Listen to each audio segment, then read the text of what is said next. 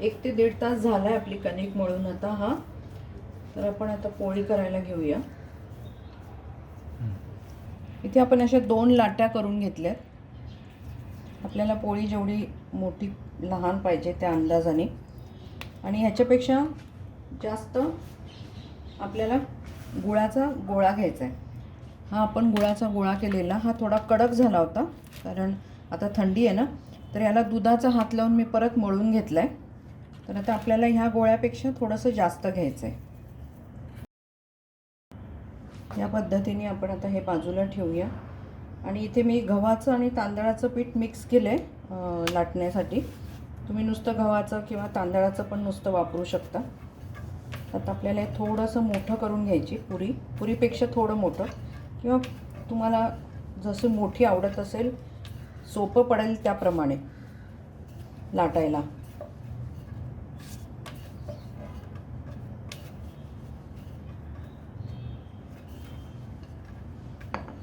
आपण ह्याच्यावरती हा गोळा ठेवूया. हा गोळाही थोडासा आपल्याला पिठामध्ये लाटून घ्यायचा आहे. हाताने करा तरी चालेल.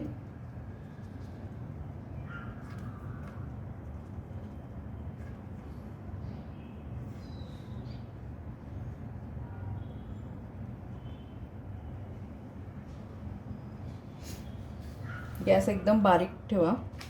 आता ही पोळी आहे त्याच्यावरती ठेवायची आणि ह्याच्या किनारे एक व्यवस्थित दाबून घ्यायच्या.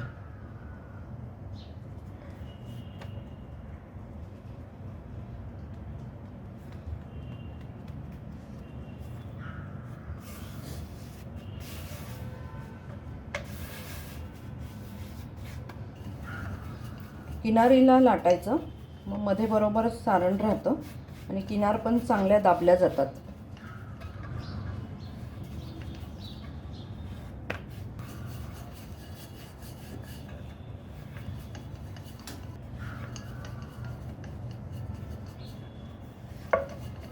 सारण शक्यतो कोपऱ्यापर्यंत आलं पाहिजे.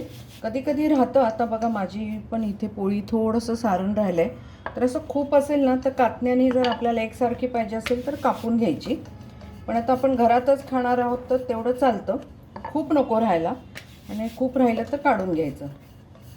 आणि गुळाची पोळी जेवढी पातळ करता येईल तेवढी पातळ, तर ती छान अशी कुरकुरीत आणि खुसखुशीत राहते. आपण भाजून घेऊया.